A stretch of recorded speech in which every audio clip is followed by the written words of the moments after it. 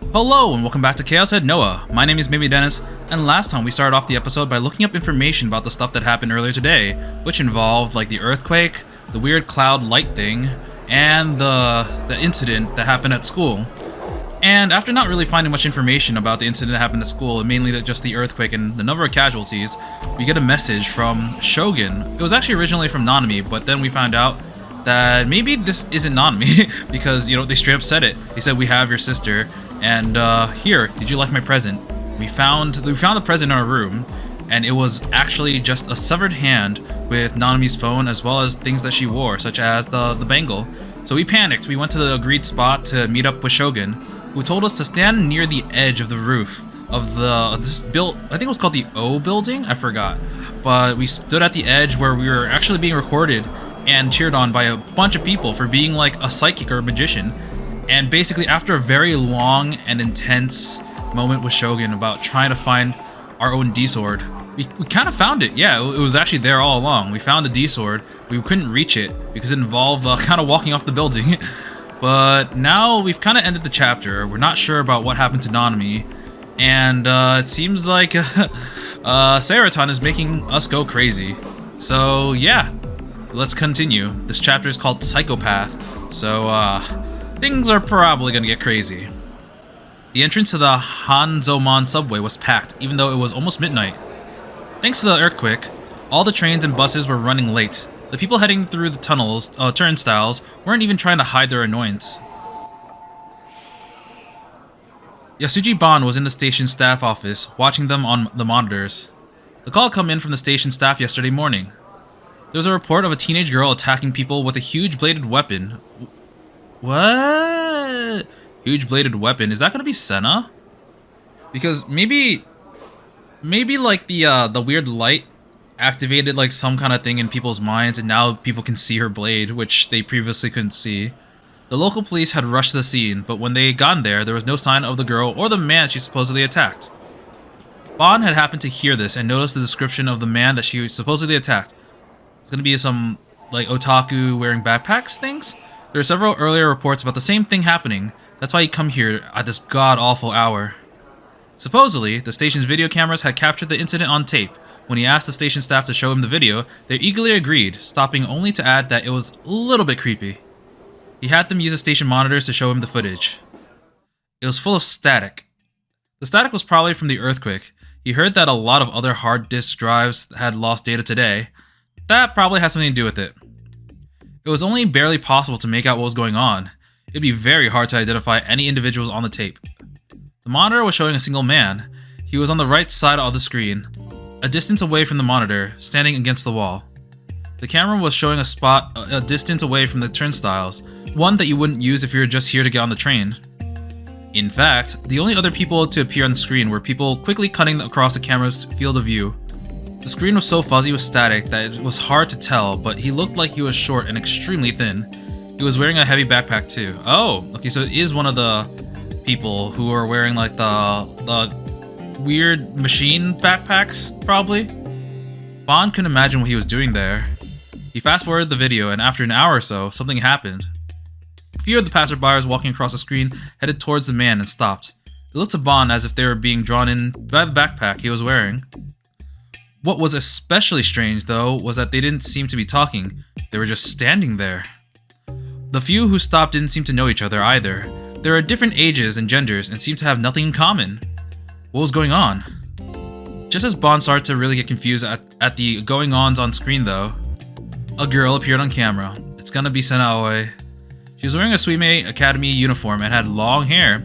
She walked right up to the man with the backpack. The way she was moving was clearly different from the ones who had stopped nearby him before. She knocked them out of the way as she grabbed the backpack man's collar. The two of them argued for a moment, or actually it felt like the girl was threatening the man. This seemed to bring the others back to their senses. They quickly walked away. A few moments later, the girl gave the man a hard shove. The man fell flat on his ass, and then something strange happened. The girl took a step back and struck an odd pose. She dropped low and seemed to bring her fist up to her ears. It looked like she was holding something heavy in her hands, but there was nothing there at all. The report had said that she was carrying a huge bladed weapon, but where could she be hiding it on her body? The answer immediately became clear. The screen, that is, the camera, suddenly began to shake. This wasn't static. The way the hair and the clothes of the people around them were flapping, as if they were blowing in the wind, made that much clear. Oh, so you can catch this on footage? Wow. Bon leapt forward to get a closer look at the screen. Suddenly, the girl was holding a huge sword in her hands. It was bigger than she was tall, and Bon had no idea where she'd gotten it from. He had them rewind the tape so he could see it again. No matter how many times he watched it, the sword just seemed to appear from thin air. If nothing else, the girl hadn't moved at all. The people on the screen were freaking out at the girl and her sword. She, however, was completely ignoring them. The man with the backpack, though, was clearly frightened. He scrambled to his feet and tried to run away. The girl refused to let him. The man was surprisingly agile as he ran, but the girl caught up and swung the massive blade like it weighed nothing at all. Whoosh! The sword cut through the man's backpack like a tornado. The impact knocked him to the ground. He didn't seem to have been hurt, though. In fact, when the police got there, they hadn't found any blood at all.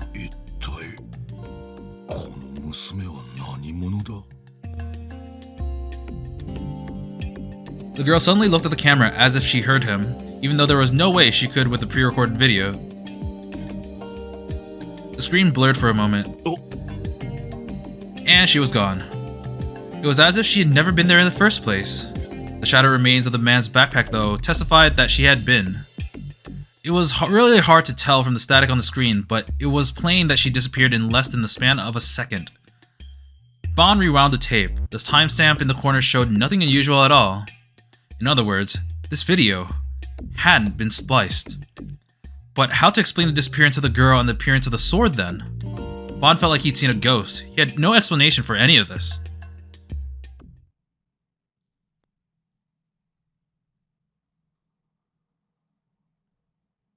The world around me was perfectly white. I was lying down. It felt like I was floating, but I couldn't tell if I was. I couldn't tell which way was up and which way was down. The silence was loud in my ears. It was like hundreds of crickets were chirping my head. If somebody had told me that this was the afterlife, I wouldn't have doubted it for a second.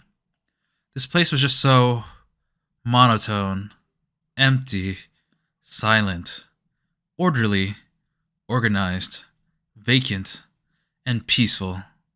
This must have been what Buddha's brain was like after he had achieved enlightenment. It wasn't like my brain at all. I want to stay here forever. All the crap I had to put up with in the real world, the pain, the suffering, the emptiness, I didn't want to deal with any of it. And then, a noise disrupted the silent white world. It was the sound of a door opening, the sound of someone else's footsteps. They were coming closer. Oni, kita yo. Issho, issho. Oh no, is this his delusion? Or is it the real life? It sounds like a younger Nanami.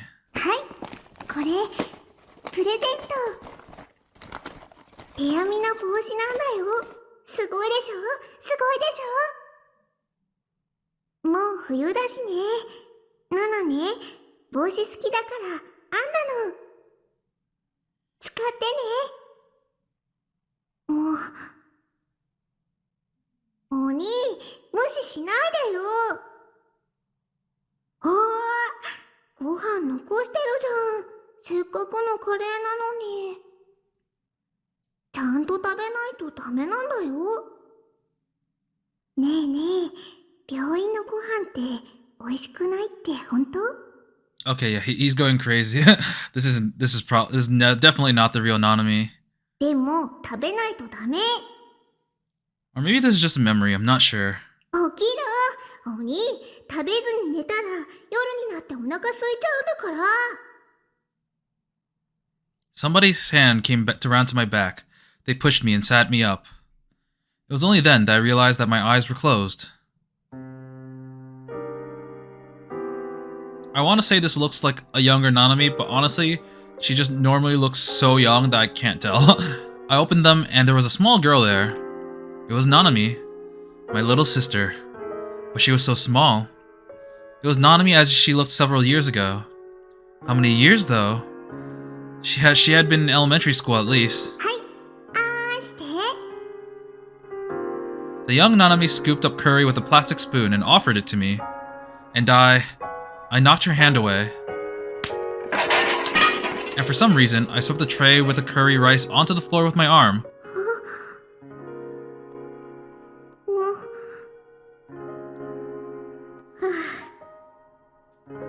Wait, are we at home or is he in the hospital? I can't tell. お兄、お行儀悪いんだ。お母さんに言いつけてやるぞ。Nanami crouched down and picked up the tray. Next, she brought a washcloth over from the sink in the corner of the room and began to clean up the splattered contents. ほんと、世話が焼けるな。ナナがいないと何にもできないんだから。Just leave me alone. I covered my face with my hands and slowly closed my eyes. ごめんね。あなたを守ってあげられなくて。I don't recognize that voice, though it's been a while. That doesn't sound like Nanami. I don't know. I slowly opened my eyes and saw a white ceiling. The white was dazzlingly bright. I blinked a few times. I tried moving my fingers. I brought my hand to my face. My hand made a shadow, blocking the light. Only then was I free from the brightness. I'd been dreaming. It was a dream about Nanami. Nanami had always been such a little grown-up. That tendency of hers had only gotten more pronounced when I'd stopped talking to everybody after the bus incident. My parents just became overprotective, but whatever mean things Nanami might say, she'd always try to take care of me. But that dream... Had I ever stayed at a hospital like that? Okay, that was a hospital. I've been going to one, but I never stayed there, right? Well, there was no point in trying to read too much into a dream. So, we're probably in a hospital now. I was lying down on a bed. It was a simple white bed. The sheets were white. The pillows were white. The linoleum floor was white. The wallpapers was white too. Even the fluorescent lights on the ceiling were white. The curtains on the windows were white. The tiny shelf next to the bed was white. The porcelain pitcher on it was white. The paper cups were white. I was starting to get sick of all the white. I tried forcing myself to sit up. For a single instant, I felt a numbing pain around my lower back, but it was quickly vanished. The room was pretty big, twice the size of the base, at least, but it was empty. It might have been a hospital room. I could see a single pair of green slippers just under the bed. I felt relieved to find something that wasn't white. I was moving, and I wasn't dead from the look of it. My throat was dry. I wanted a soda, a cold, fizzy soda. But of course, there was nothing like that in this pure white room. I ended up pouring water from the pitcher directly into my mouth. It was a little warm, but enough to slake my thirst. Oh, that's Hazuki. After I finished drinking my water and taking a moment to catch my breath, the door opened and a white-clad nurse came in, so this place was a hospital after all then. She seemed a little surprised as she looked at me. She thought I was still asleep, it seemed. あら。西條さん、目が覚めたんですね。She smiled gently at me. What a great nurse she was. Wait, I felt like I'd seen her somewhere before. Oh, now I remember. I met her when I had gone to see Dr. Takashina. What was her name again? I couldn't remember, so I glanced at the name tag on her chest. Hazuki, it read. Right, Hazuki. お体の調子はどうですか? She offered me a thermometer. I took it without really thinking about what was going on. 体温を測ってくださいね。I couldn't say no if she was going to be this nice. My head was overflowing with doubt, but I put the thermometer under my arm anyway. Then the memories burst inside my head. I remembered what happened before. Up on the roof. After I'd given up on saving Nanami, I charged Shogun in his wheelchair. But there was nobody there. I'd fallen over and found myself holding a Darth Spider helmet. Count Darth Spider was famously... so I can't take that seriously. Was a famous villain from a movie Spark Wars. He was an all-black silhouette that was famous even in Japan. I never expected in a million years to find that Shogun was wearing a Darth Spider cosplay. All my anger melted away and was replaced by confusion. I stood up and looked at the wheelchair. Nobody was in it. There was a black hooded robe draped over the back of the chair. It was part of Darth Spider's costume, too. I looked around to see if anyone else was there, but there wasn't. I was the only person on the dark roof. Then the media came rushing in. They surrounded me with microphones, cameras, and lighting. There was nowhere to turn. I couldn't count how many people were there, but at least a dozen. The sheer intensity of them all terrified me. I wanted to run, but I couldn't even move an inch. They were crushing me. 西尾君、帽子はどうなっちゃったのかな？結局ニュージェネの犯人は誰なのかわからないということですか？そのダーススパイダーのヘルメットは何か超能力と関係あるのかな？日常さん、答えてくれませんか？これで終わりなんて言うなら電波ジャックですよ。Please, I don't want to deal with any of this. 結局何がしたかったんです？ニュージ I ェ don't ネ know. に臨場した売名行為ですか？不謹慎だと思わないんですか？ユーリ・ブライトマンさんとは最近話したかな？どんなこと話した？地震とニュージェネについて何か関係あると思いますか？その手に持っている美少女フィギュア Oh, は God. 何らかの儀式的なアイテムと考えていいんですか？このような行動を取ったことにはアニメやゲームの影響はあったのかな？日常さん、 Oh my god, shut the hell up! 西条さん、西条君、 The lights were so bright. It felt like my flesh was burning under a midsummer sun. There were so many people around me that the heat of their bodies was making my head feel woozy. My vision was spinning. I was pushed into a corner, panicking. I couldn't breathe. I put my hands to my head. I couldn't see a thing. I didn't want to see a thing. I couldn't hear a thing. I didn't want to hear anything. I couldn't feel a thing. I didn't want to feel a thing. やめてくれ！ And as I screamed, my mind went blank, like I had short-circuited.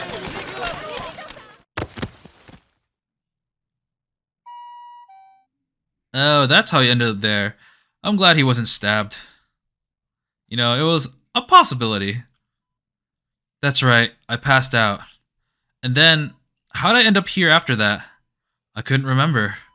If nothing else, I was sure I hadn't walked here on my own. Maybe I'd been brought here by an ambulance. Hazuki was writing something on the clipboard in her hand. There must have been some kind of paper stuck to it. Was she writing down my symptoms? I was able to check the time of the simple, nondescript wristwatch on her arm. It was just past 6 in the morning. I've been out for a long time from the looks of it.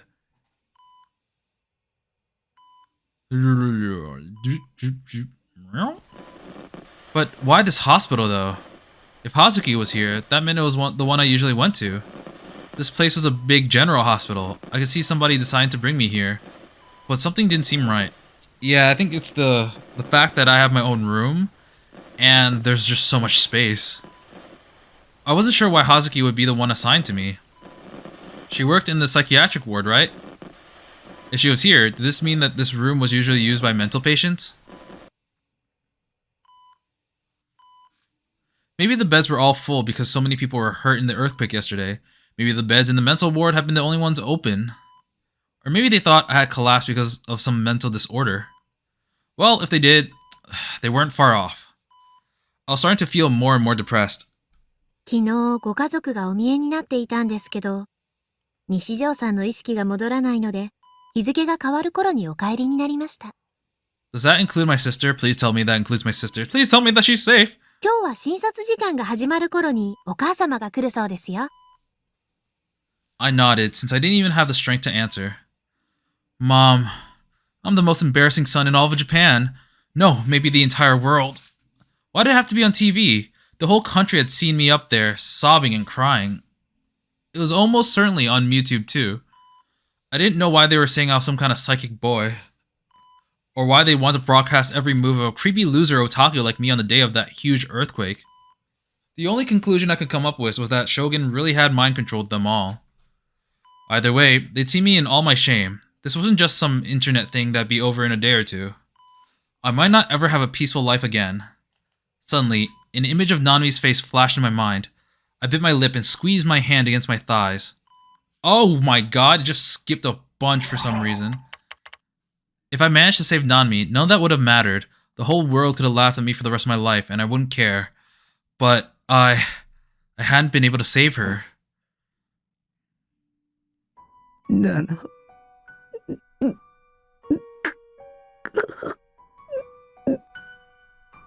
The tears came pouring down face. Down face.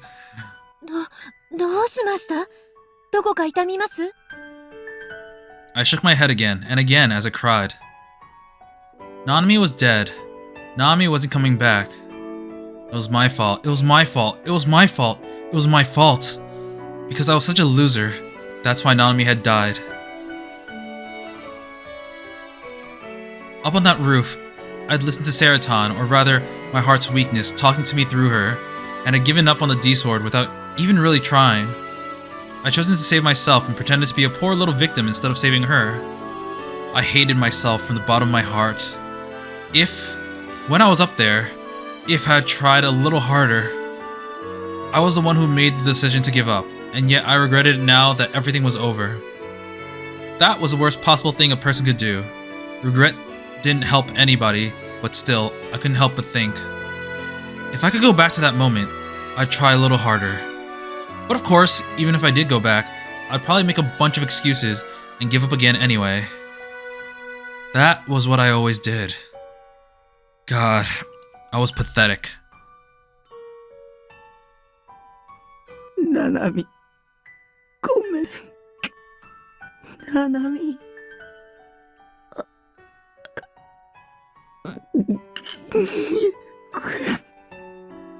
Hazuki rubbed my back to comfort me. I was such a failure. I was even causing trouble for this nurse, and she had nothing to do with it. But the tears kept coming. 何か後悔していることがあるんですね。でもきっと妹さんも許してくれますよ。How did she know Nanami was my sister? And I didn't want to hear something so cliche. I hate to say this about Hazuki when she was being so nice to me, but there was no way she could understand how I felt. I hated myself so much. I was so pathetic. I kept looking for other people to comfort me when I only cared about myself. I'd be better off dead. Maybe I should really kill myself. 昨日もしきりに西条さんのことを心配していましたよ。Oh, okay. とても可愛らしい妹さんですね。What was she talking about? ななみは、妹は死にました。Shogun had kidnapped her. He chopped off her arm. He'd locked her up somewhere. And she probably died there, all by herself and lonely. The thought of it made me feel like my heart would burst. そうなんですか。ごめんなさい。勘違いしてしまって。I'd always thought that Nanami was obnoxious, but thinking back, we've been siblings for 16 years.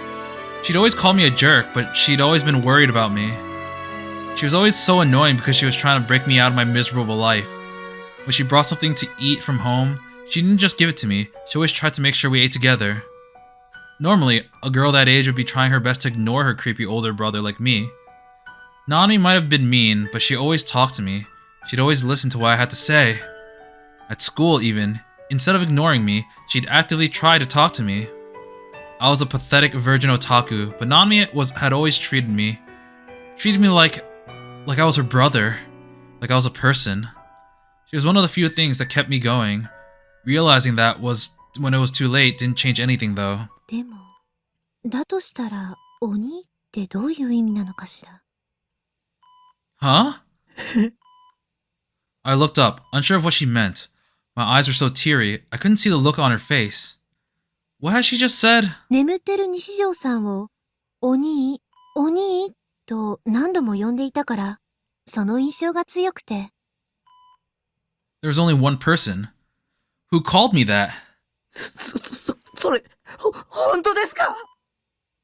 I was so excited that I got out of my bed and went over to her. はい。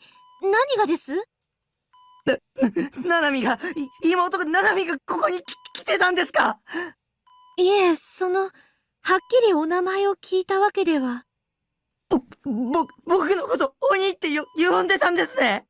ええ。ななみは今どこに？ですから、昨日はお帰りになりましたけど、西条さんのお母様と一緒に。怪我とかしてませんでしたか？はい。いえ、特には。元気だったんですね。ななみは元気だったんですね。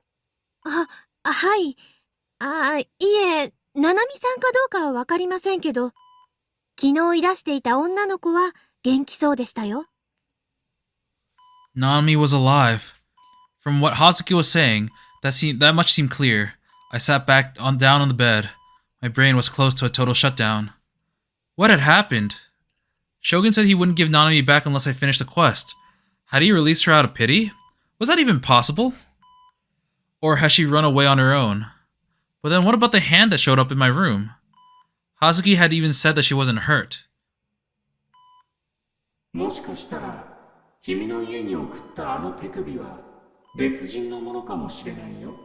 That's still really messed up. So he wasn't lying when he said that. Shogun had just been toying with me. He deceived me. No, the fact that he deceived me didn't even matter now. So, she was okay. She was okay. She was okay. Nanami had never been kidnapped in the first place. While I was on top of O-Front trying to grab the D-sword, she was probably at home reading manga in the bed or going to karaoke with her friends and singing off-key.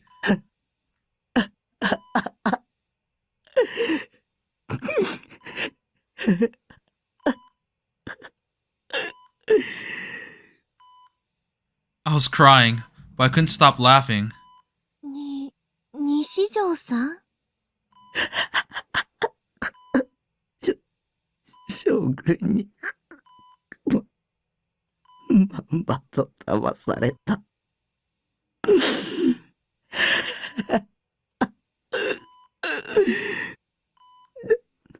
なんという壮大な釣りだよ。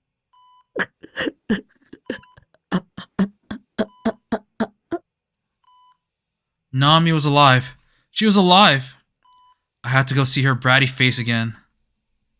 Hear her obnoxious voice again. I felt so relieved and so happy. よかった。 The tears wouldn't stop, but there weren't the tears of frustration I had been weeping a moment ago. よかった。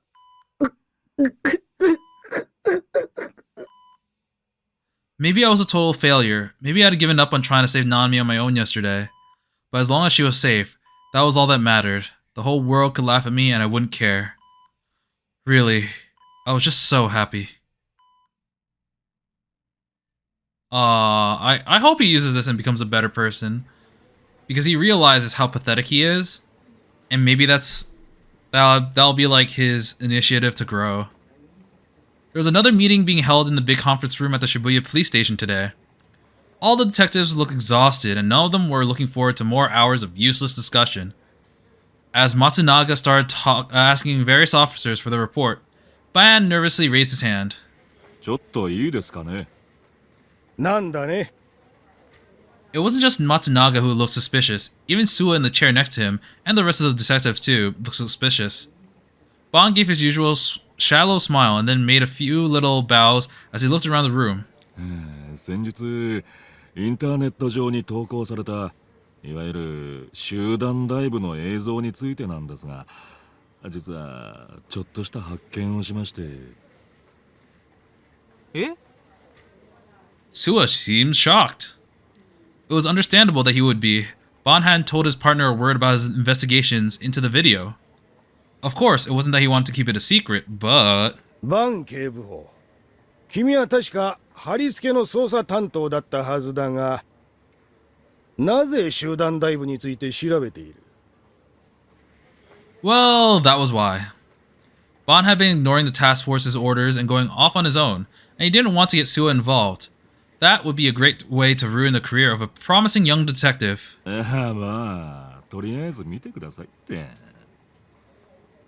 Ban gave a sheepish smile as he took large photos out of the file folder in front of him. He pinned them to the board with magnets.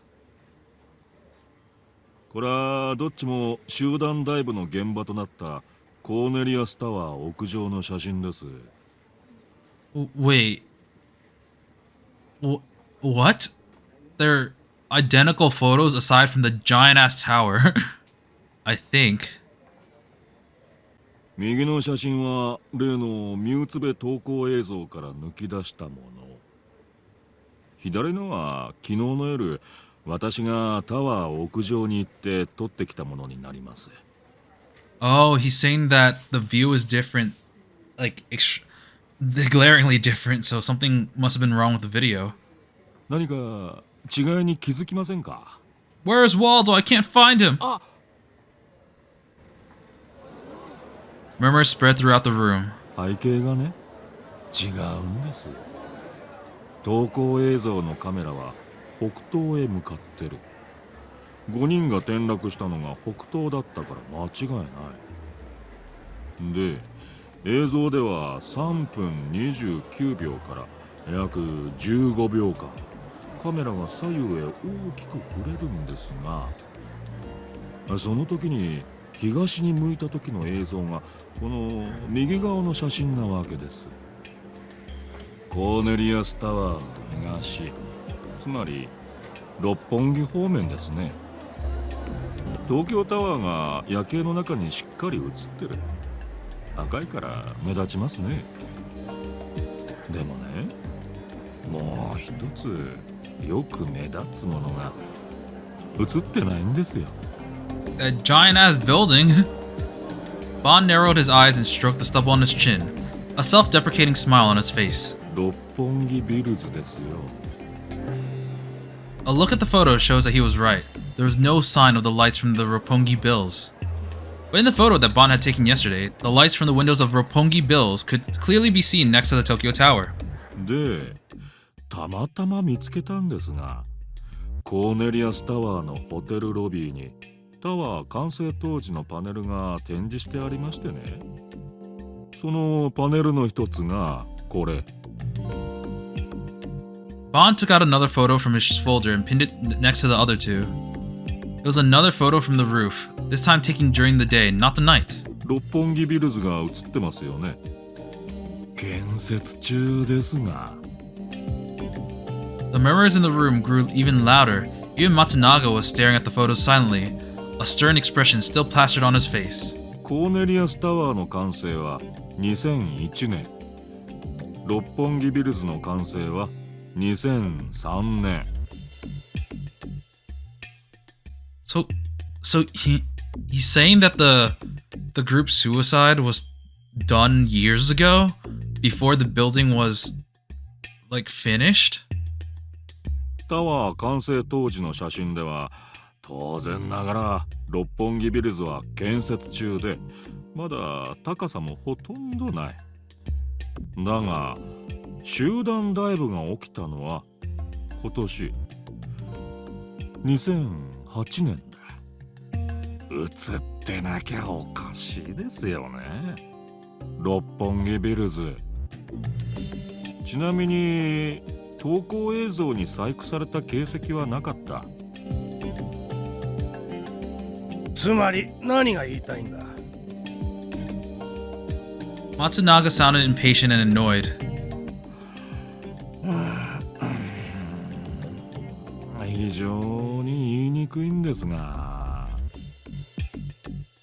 まさか先輩、この映像が撮られたのは2003年以前、つまり5年以上前って言いたいんですか？ Hey, come on now, Suwa. Bond's shoulder slumped. That was exactly what he was trying to say, and he couldn't help but be impressed by the young detective's intuition and sharp mind, but having somebody come out and say it so directly made him look like a lunatic.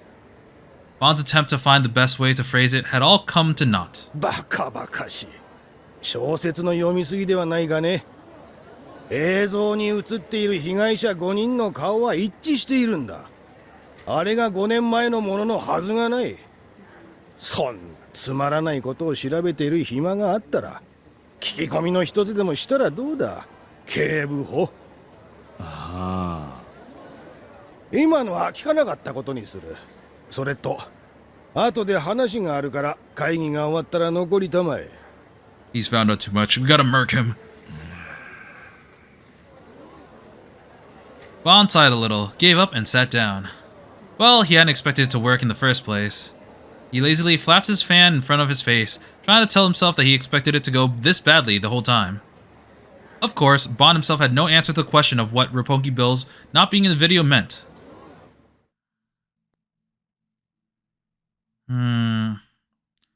Over 5 years ago then.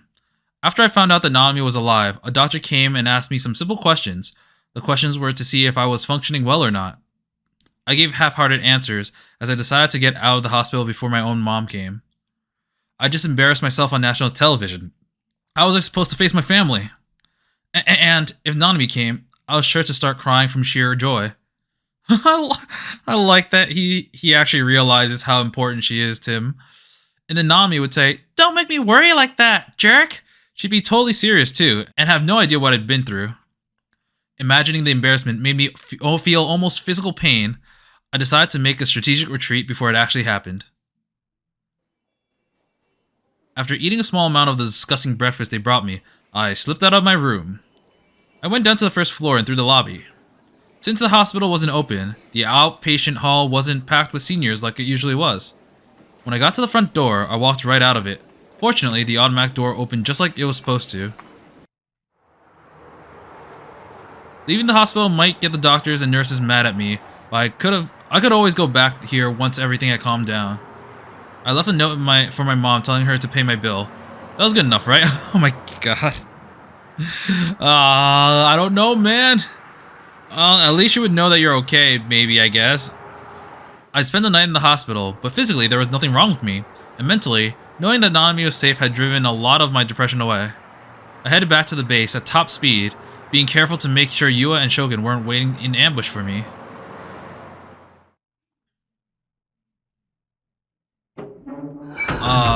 Home sweet home. I was back. My mental state was completely different than it was when I left. Now I feel great, of course. If anything, I wish I could speak to the me who left here yesterday. You're about to get trolled, M9. Wait, what's that? Oh, okay, I was like, what's M9? Oh, that's just the emoji of a hand pointing straight towards you. You don't need to worry about so much. Nami's fine, lol. I'd say something like that. Yesterday had been real awful. Everything had been awful. It started with that weird call in the morning, and then the earthquake.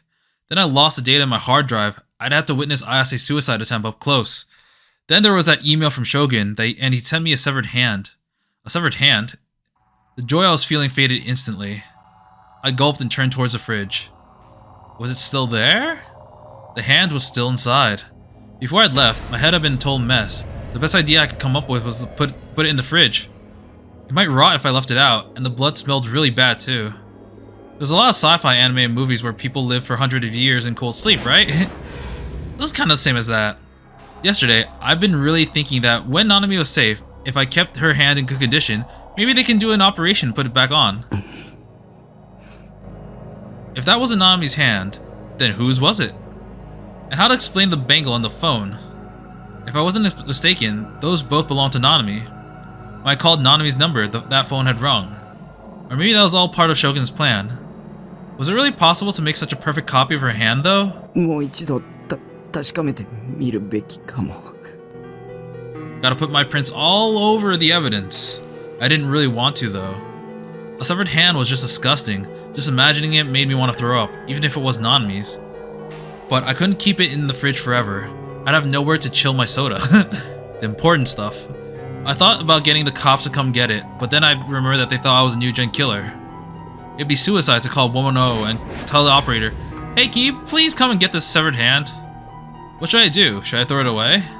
But if it was Nanami's, it would be a bad idea to throw it away, right? Could you even put a severed human's hand in the garbage? Was that against the rules? If you could, would it be burnable garbage? Non-burnable garbage? I scratched my head hard. There's no point in thinking about it. For now, I could start by taking another look at the bangle on the wrist and the phone in hand. I could try and see if they're Nanami's or not. Oh, we have a different view of his room this time. I stood in front of the fridge and grabbed the handle. I closed my eyes and took a few deep breaths. The idea of having Rimi come and open it for me crossed my mind. It was tempting, but I quickly discarded it. Even if Rimi was on my side, a human hand in the fridge would freak her out. She might decide to abandon me and turn me over to the police. I had to deal with this myself. くそ。 I gritted my teeth. I took 2 more deep breaths. And then, I pulled the hard on the handle. あれ It wasn't there. I didn't see it at all. I remember putting the hand in there yesterday. It was wrapped in aluminum foil. I put it on the top shelf, but there was no sign of it. The only things in the fridge were a few soda bottles and a few rotting oranges. Nothing more. 消えた。なんで It had just disappeared. I crouched down and checked the back too. It wasn't there. There wasn't that much else in the fridge. There's no way I could miss it. 昨日ここに入れたよな。 Or maybe I was only telling myself I'd done that and I just left it where it was the whole time. I closed the fridge and looked around my garbage-filled room. 段ボールもない。 It's time to clean your room. The big box with the hand inside. What had I done with it? I thought I remember throwing it into the corner. My memories of last night weren't clear at all. So much had happened yesterday that had overwhelmed my brain. Everything had been so crazy that I didn't have the time to think. Calm down. Think. Get things straight in your head. Try to figure out why the hand that was there yesterday suddenly vanished. Was that a delusion made by Shogun or someone else? I booted up my PC's word processor and typed out all the possibilities I can think of. What could have made the hand vanish from my fridge? 1. I was mistaken and put it somewhere else in the room. 2. I took it outside and threw it away somewhere yesterday. 3. Shogun took it. 4. The police secretly searched my room and took it. 5. The media broke in and took it. 6. There was never a hand. The base had been unlocked since yesterday. Anybody could have come in easily. Shogun had been able to, certainly. That's how he got the hand in here. Or was it number 2? My memories of what I'd done when I left to go to O-Front weren't clear at all. My desire to save Nanmi, the images of severed hands in my head, my fear of Shogun, all those emotions were swirling around in my head. They'd filled my brain way past full. I wasn't thinking clearly at all. It was even possible that I'd unconsciously taken the hand of my room and thrown it in the garbage somewhere. Or maybe it was just a delusion from the start and had never existed to begin with. But when I opened my email software, the message from Shogun was there. All that stuff about the present was just like I remembered it. Shogun had talked about it yesterday too. It was hard to believe that it was just my delusion. Could the media or the police have taken it? Those guys had always looked down on otaku like me, treated us like dirt. They might actually do that. After what happened, I was afraid of looking at the internet, but still, I felt like I had to know. I opened my browser. I hit up my usual news site, starting with Taboo News section.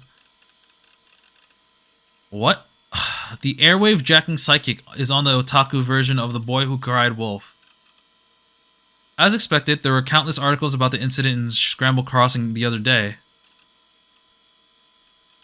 This is pretty big. So, the young New Gen's boys' psychic power show ended in the worst possible way, as MHK, BTS, and TV Yuhi all ran specials on the earthquake that occurred in Shibuya on the 27th. Today, TV and Mount Fuji TV ran live feeds of the event alongside their coverage starting at 9 p.m. Angry calls soon flooded in, however. Scramble Crossing was packed with approximately 5,000 fans who booed loudly over an hour after the event ended with nothing happening. Some fans even started fights with each other, and 13 arrests were made. The incident began with a prank email from the self-proclaimed psychic that we'd all call Boy End. I wonder who Boy N is. The email declared that he would identify the killer behind the new generation madness. At first, the media was skeptical. However, when Yuri Brightman, 43, an American psychic investigator, sent a message claiming that the boy's backer to be the boy's backer today, TV Today and Mount Fuji TV came to believe in the lies that he was telling. TV ratings were high, with both TV Today and Mount Fuji TV hitting over a 40% mark. These numbers exceeded those of last year's Kohaku Singing Contest, which typically is the highest and rated program in Japan. Of course, this was run alongside the earthquake coverage, but in a rating sense, the decision to cover the boy was the right one. Boy N, however, was no psychic. He excited the crowd by making it look like he would jump off the building several times, but his performance ended there. Frustrated reporters rushed to the roof and attempted to interview him about the new gen case, but this too ended in failure. Wow, they really just went and watched like a guy about to jump off. It's kind of messed up. The boy who had collapsed on the roof was found in possession of a cosplay outfit from a popular Hollywood movie, as well as a so-called moe anime figure. Oh no, he lost his figure! Yoshiro Hashiba, a professor at Meisei University, commented, "More and more young people these days are trying to be a hero without thinking about the trouble they're causing people around them. Video games and anime probably caused him to lose sight of the distinction between fiction and reality, and drove him to act in the way that he did. He needs psychological care.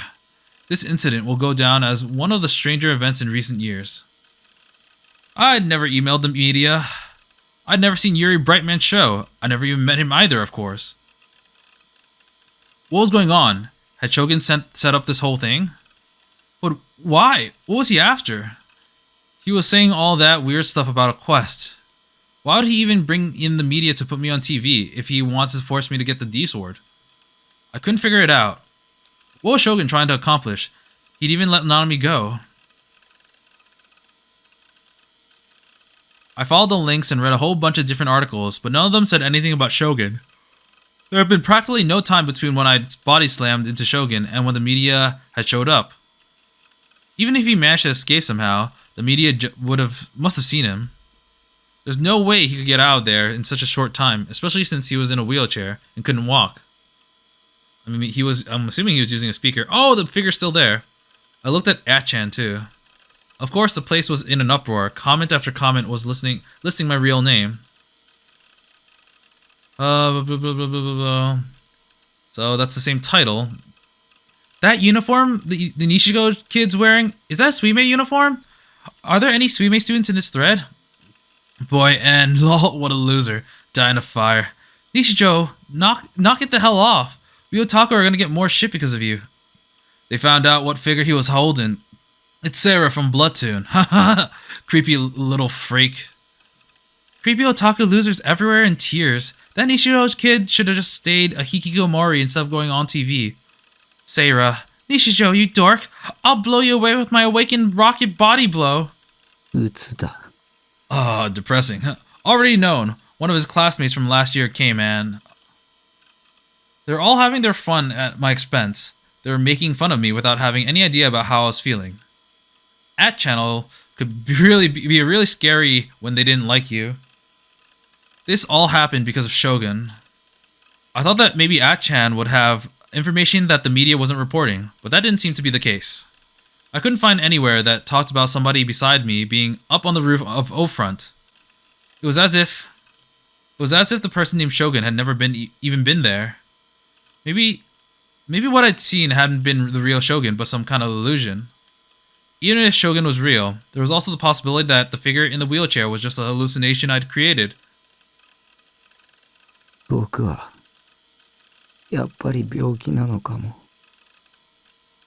So many impossible things were happening, like it was a video game. Maybe there's a world where Nanami was dead, and a world where she was alive. Maybe they were both parallel worlds, and I'd get to pick which one I wanted to live in. Maybe the future branched out endlessly, like choices in an H game. What made me different from all the others was that I could see what happened if I picked the bad choice in my delusions.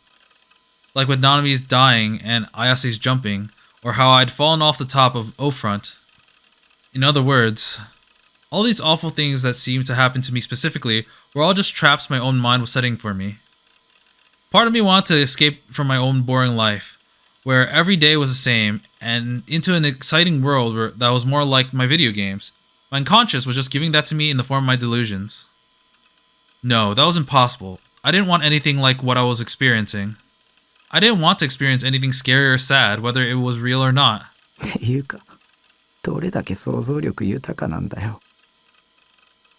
All these ideas I just thought up were stupid, childish delusions, weren't they? I sighed and leaned back in my chair, looking up at the ceiling. It was hard to tell what reality even was. It felt like everything was a lie and my world was an empty, hollow place. Where are we heading to next?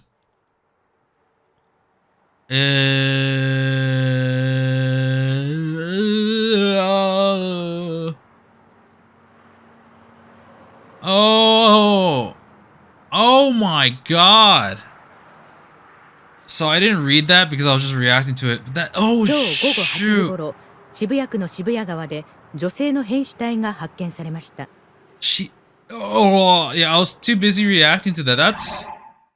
That's freaking wild.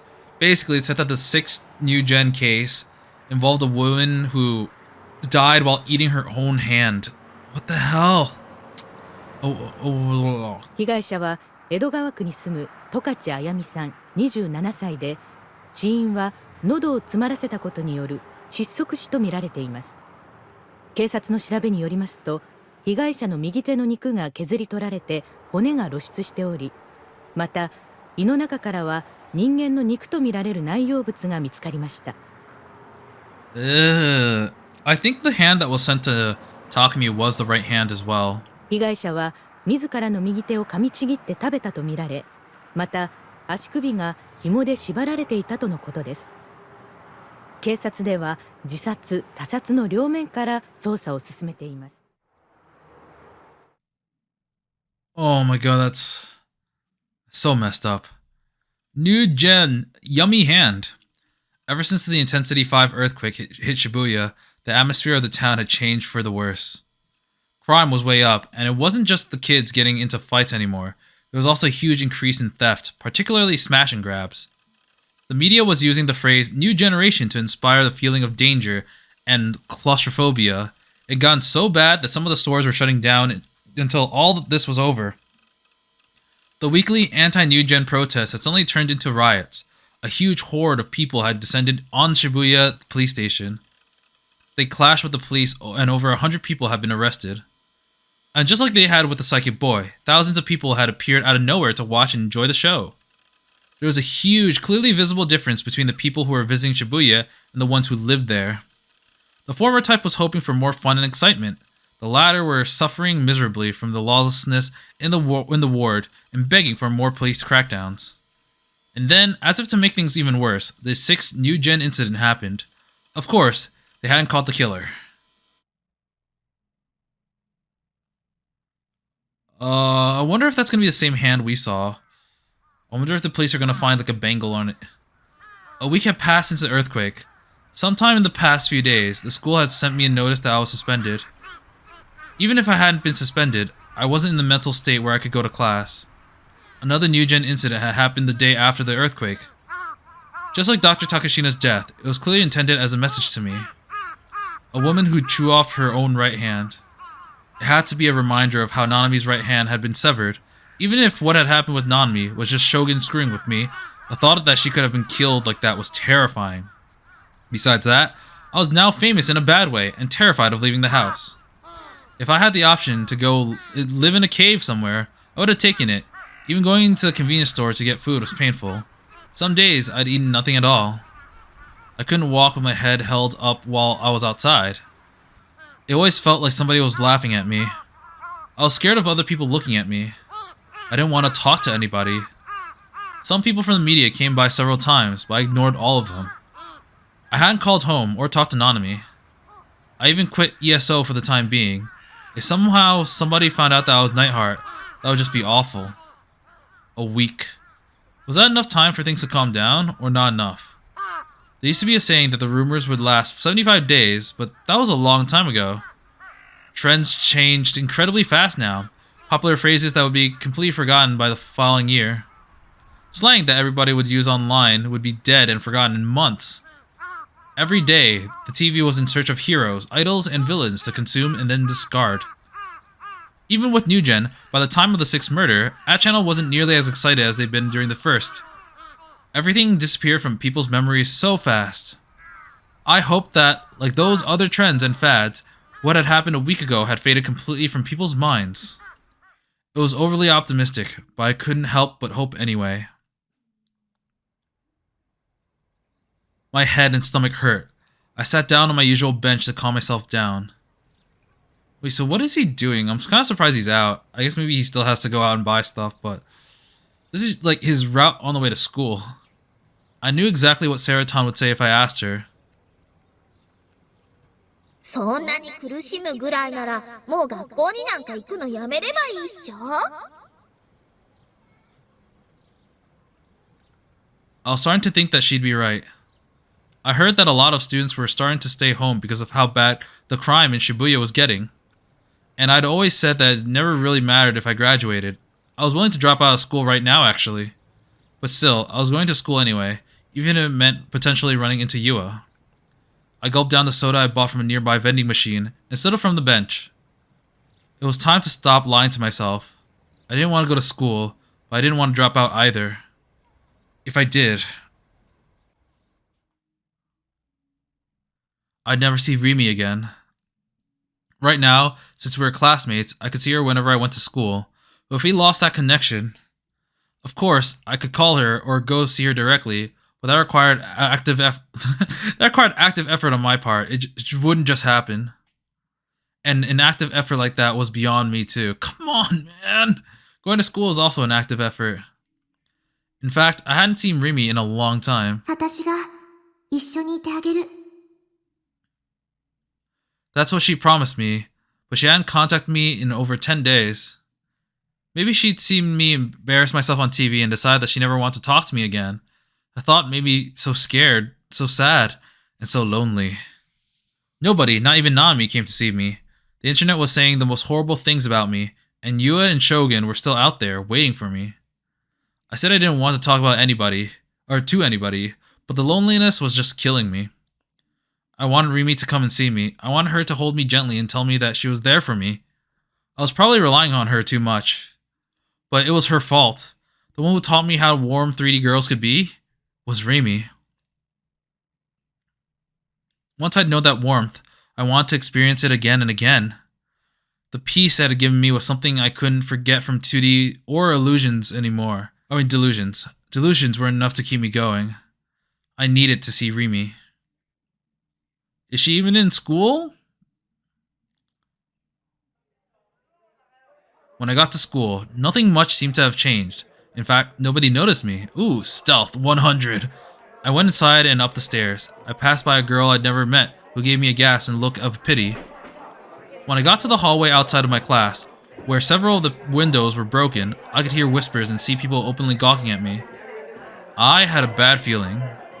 My optimistic hopes that had been forgotten were about to be utterly dashed. Still, I opened the door, desperate to see Rimi. There was a silence for 10 seconds or so. Everybody was staring at me, and they were frozen, perfectly still. I quietly walked to my seat and sat down. A DQN boy in the last row, I didn't know his name, was the first to speak. おい、西条、超能力見せてくんね。 The rest of the class suddenly unfroze. それ言ったらかわいそうじゃね？だってユーリが認めた男なんだぜ。そうそう、俺テレビ見てたぜ。すげえよ、あのやらせ超能力者。西条もどうせやらせなんでしょ？大きい人形と小さいお人形を抱えてただけだもんね。Yeah, this explains why I didn't want to go to school. やめとけって。西条は病気なだけだっつうの。そっとしといてやれ。だってあいつ空飛べるらしいじゃん。あとなんだっけ？投資？私投資されたらどうしよう。服もスケスケで裸見られる。西条変態じゃん。お、やっべ、こっち見た。石にされる前に目をそらせ。大丈夫。実際のところただのキモ音だから。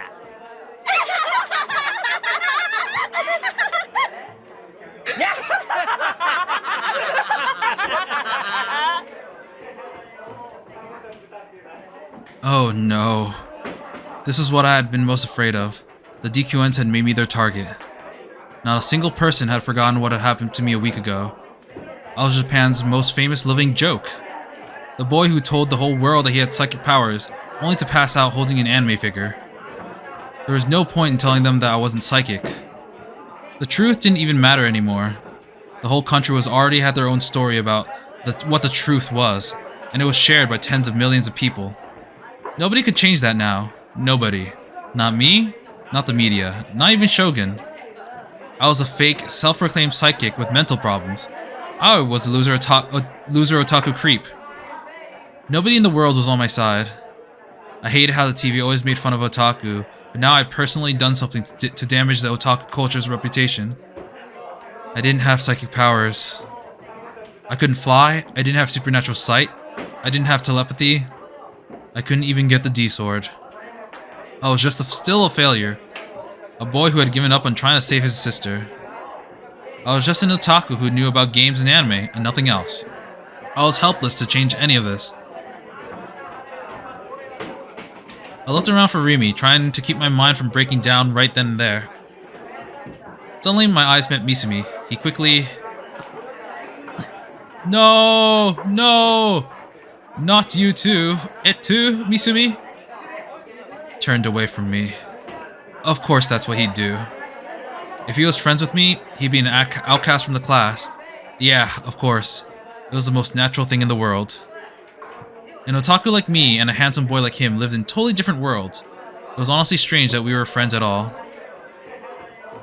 I looked around, trying not to cry, desperately searching for Rimi. But she wasn't here. Rimi wasn't here. Why? Why was she not here today? Today of all days. Now I had no way of contacting her. If she never came back to this classroom, I'd never be able to see her again. That's how it felt. That's how it had been when she appeared too. One day, she was suddenly here. And now, she was suddenly gone. Could it be that she was caught up in the earthquake and killed? I tried as hard as I could to push the negative thoughts from my mind, but it didn't work. I started to feel more and more depressed. Gloomy, dark delusions were filling my heart. Did a girl named Rimi Sakihata even exist? Was it possible that she was just like Seraton, a personality that I created in my delusions? It'd make a lot of sense if that was the case. She was always there, even when I needed her. She was always kind to me, even though I was such a loser. Could somebody like that, my ideal girl, always there when I needed her, really exist? I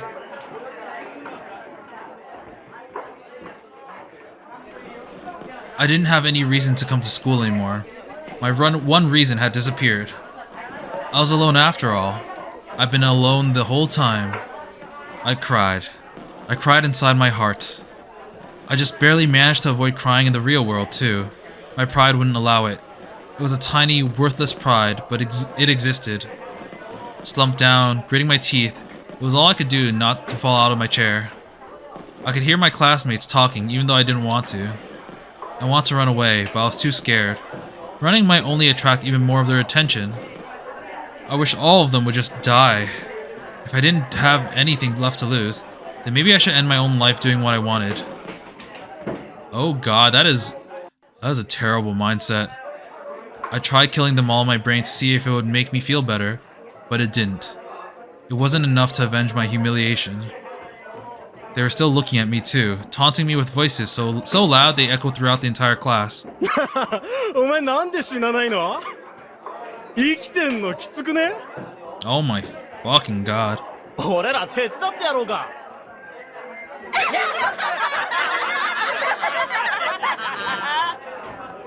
This is what this is what makes villains. I put my hands tight over my ears and tried my best to endure their taunts. I wanted to kill them. I wanted to murder them all with my D-sword. I imagined my blade splitting open their heads, ripping out their hearts, and splitting their bodies in two. Die. Die! Die! Die! I didn't have a D-sword, but I could buy a big kitchen knife anywhere. I wanted to stamp out their worthless maggot lives myself.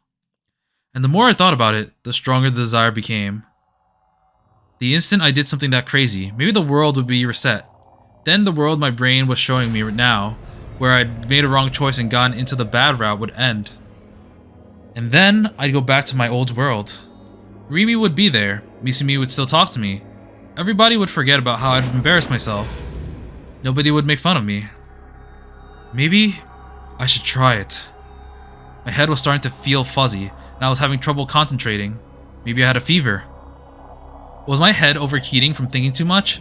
Or from too many delusions? I didn't know if it could do that. Well, whatever. Maybe I should try it. If I couldn't go back to my old world, they'd just think that I was crazy. No, they already thought that. If I had nothing left to lose, then did it even really matter? A week ago, when the nurse had told me Nanami was alive, I thought that was all I needed. I thought that if Nanami was alive, nothing else mattered. My life didn't matter. I didn't care if they thought I was crazy and sent me to the hospital. I hope it was the same hospital as Ayase, where'd she end up anyways? That prison-like hospital she's supposedly been in before? Even that would have been preferable. it'd be at least a little better than being at school without Remy. The impulse to do something so awful was boiling up like magma, and I was losing my capacity to control it. I slowly stood up. The laughter started bubbling up, and I couldn't stop it. The whole class was staring at me, their expressions frozen on their faces. Don't look at me. I'm not worth looking at. And suddenly, I heard a girl's voice. I don't know who this is. And it sounded like an anime girl too.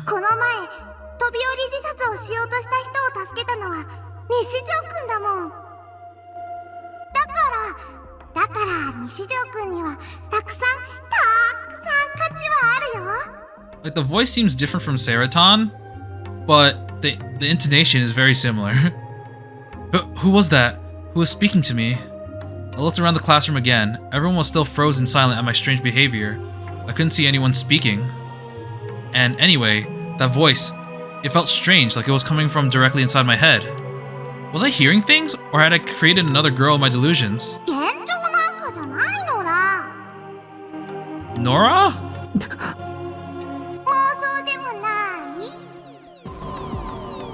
Huh? What was that? There was an answer to what I just thought. Were they reading my mind? No, it must be a delusion after all. Kozupi. コズピってなんだよ。ここってどこ？誰なの？ I yelled. My classmates practically ran to get away from me.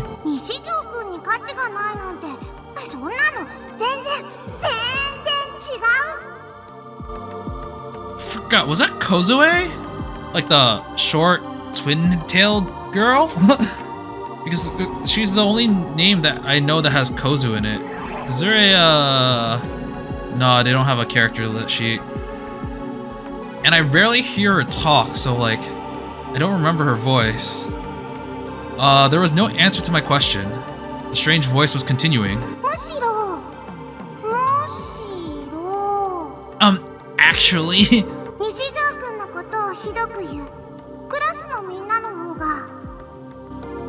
Oh wait, I do remember something though. The diagnosis that Nishijo took had like 2 people comment on it. One was Remy saying like you should stop deluding yourself and come back to reality. And the other one was Orihara Kozue saying embrace the delusions. And now that he's extremely delusional, maybe they can talk to each other mentally? I shivered. The voice kept talking in that happy chipper tone, and this was the next thing it said. Oh my god. Oh man, that's really dark. Please, stop it. I sat back down in my chair, leaning forward with my head in my hands. The world didn't reset. I didn't go back to a parallel world with Remy in it. Is this a parallel world? I mean, I think most people know what this is. Yep. Instead, it looked like I'd gone totally insane.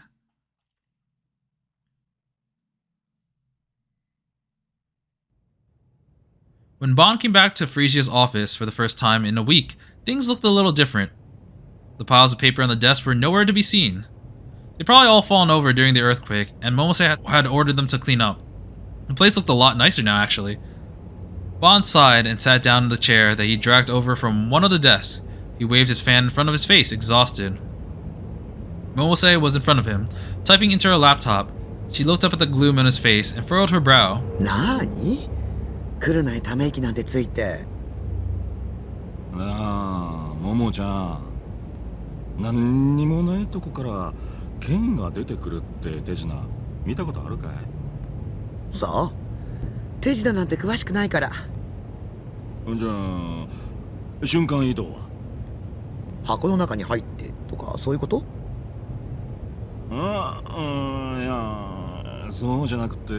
I may be barking up the wrong tree. 一体何が言いたいわけ？宴会芸でも覚えたいの？わかんないならいいんだ。多分関係ないことだからさ。変な人ね。Momose shrugged and popped the sweet kintsuba cake that Bon had brought her into her mouth. どうぞお茶っす。 Suwa brought over 2 paper cups. Steam was pouring off the green tea within them. あら悪いわね、スバちゃん。お茶組なんてさせちゃって。今日みおちゃん風邪で休んでて。いや大丈夫っす。 He gave her a brilliant smile as he handed the cups to her and Bon.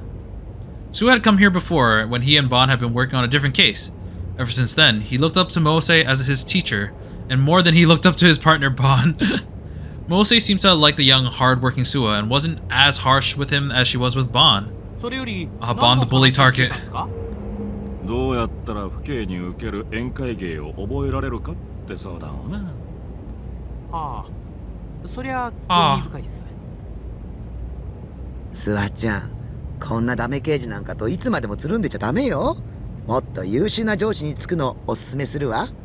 でないとあなたの出世街道が断たれちゃう。まるで俺が出世絶望的みてえな言い方だな。事実でしょ。悔しかったらもっと真面目に仕事しなさい。But think about this. Time travel photos. Yeah. And then the commissioner's just like, do we demote him?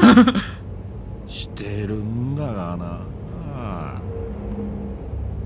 Bon seems unsatisfied, but Momose ignored him and offered Suwa the box of kintsuba cakes. スワちゃんも食べて。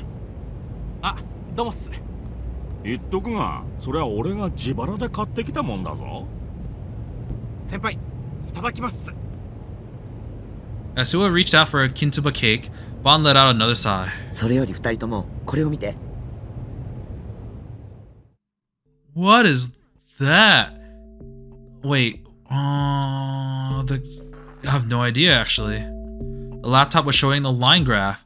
The line was like a wave, slowly going up and down. Suwa walked around behind Bomb and looked at the screen, confused. これ何のグラフっすか？ここ1年の渋谷近辺の G レートよ。おかしいと思わない？ I forgot what that meant. Was it a gravitational error? I think so. 渋谷の平均 G レートが世界的に見ても高いってのはももちゃんに教えてもらったんだぜ。そうじゃなくて、気のせいかもしれないけど G レートが何者かによって操作されてるような気がするの。そんなことできるんすか？ Nozo me. They're doing something fishy. さあ、でもグラフを見るとなんだか不自然なのよね。数値が小刻みに変動しすぎてる。10年ぐらい前まで遡って調べてみたんだけど、ここ5年くらいはずっとそんな調子なのよ。前に太田教授だっけか、その人が言ってたなんだっけ、 G レートが半年前から増加してるとかなんとか、その辺と関係あるのか。 I forgot who Dr. Ota was. Was he the person that got murked? 太田教授の調査では G レートはそんなに細かい変動は起こさないっていうことなのよ。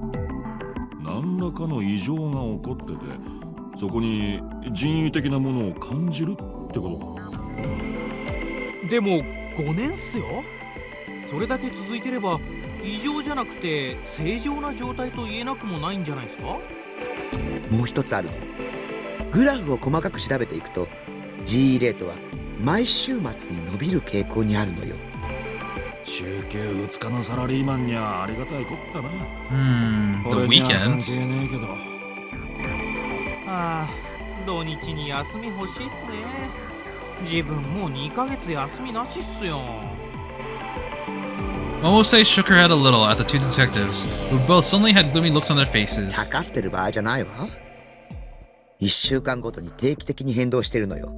しかも年末年始やお盆休みなんかは変動がピタリと止まる。何かの意志が働いているとしか思えないわ。年末年始やお盆休みがあるのって人間だけだよな。動物や植物はそんなもんあるわけねえもんな。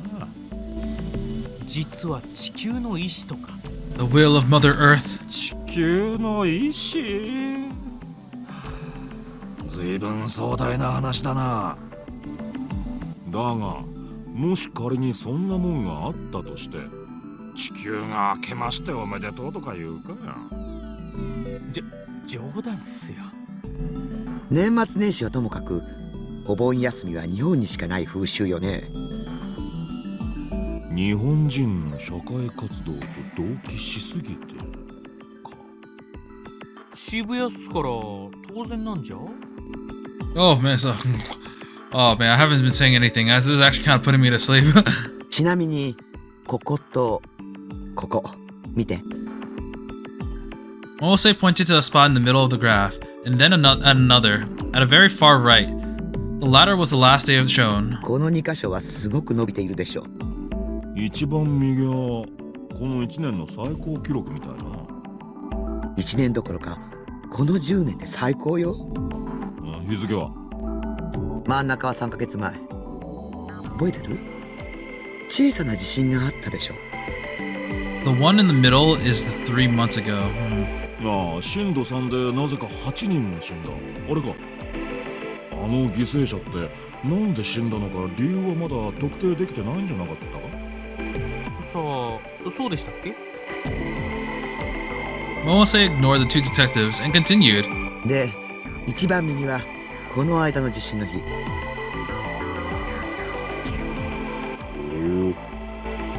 なるほど。あの日、大規模な電磁波が発生したのは知ってるわよね。渋谷中のコンピューターが壊れたらしいな。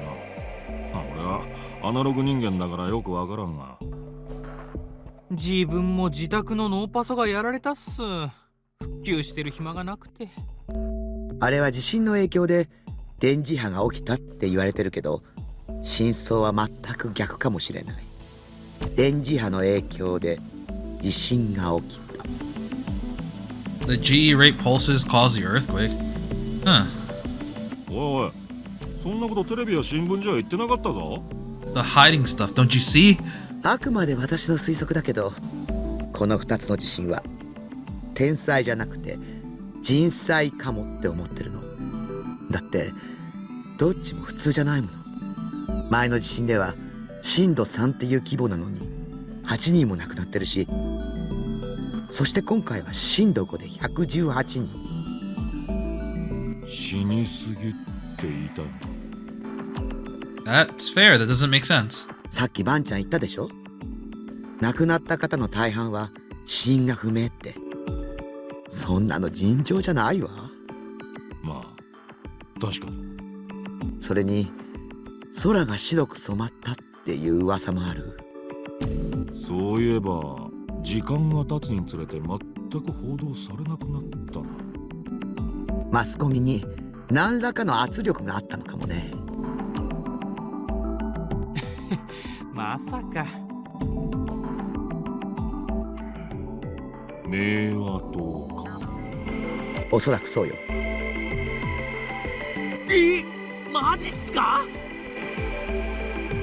明和島とつながりのある企業団体を洗うべきかも。もうやったわよ。さすがももちゃん。 Head of the game. 仕事早いね。で Mose raised her hand and stretched. She tilted her head a little, and you could hear the sound of her neck popping. So that'll cost you like 5 more cakes. それらしい当たりはなし。お手上げよ。お手上げってももちゃん。やっぱももちゃんさんの推測が間違いなんじゃ。 Wait, it's bad I just noticed he said Momo-chan-san or Momo-san-chan or something like that. そうかもしれないわね。これでも結構時間かけて調べたのよ。本業そっちのけでね。でも行き詰まっちゃったわ。よほど巧妙に隠されているか。つばちゃんの言う通り、私の推測が見当外れでしかないのか。こういう時は別の方向から攻めてみるってのがデカの鉄則だぜ。先輩、なんか心当たりあるんすか？ Bond stopped waving himself with his fan and licked his lips. 週末に GE レートが上がって得するやつって誰なんだろうな。 The psychics. Okay, so where are we going next? It's probably back to Takumi, yeah. Well, I think that we did enough for today. That I feel really bad for Takumi. He's going through like an emotional roller coaster. He's actually been going through that the entire game. But with especially the recent parts, he's really thinking of doing some bad things to people that may or may not deserve it. I'm not sure. I the people in his class just seem like stereotypical bullies, I'm not gonna lie.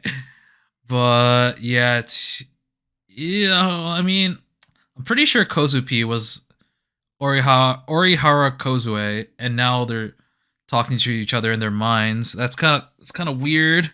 Not really sure what to expect from that. But I am a lot more interested in what's happening now because he's realized his D sword. He's invested in his illusion stuff, and we're seeing the plot move forward a lot. And I really like that. But we'll continue on with the story next time. And until then, I will be seeing you. See ya!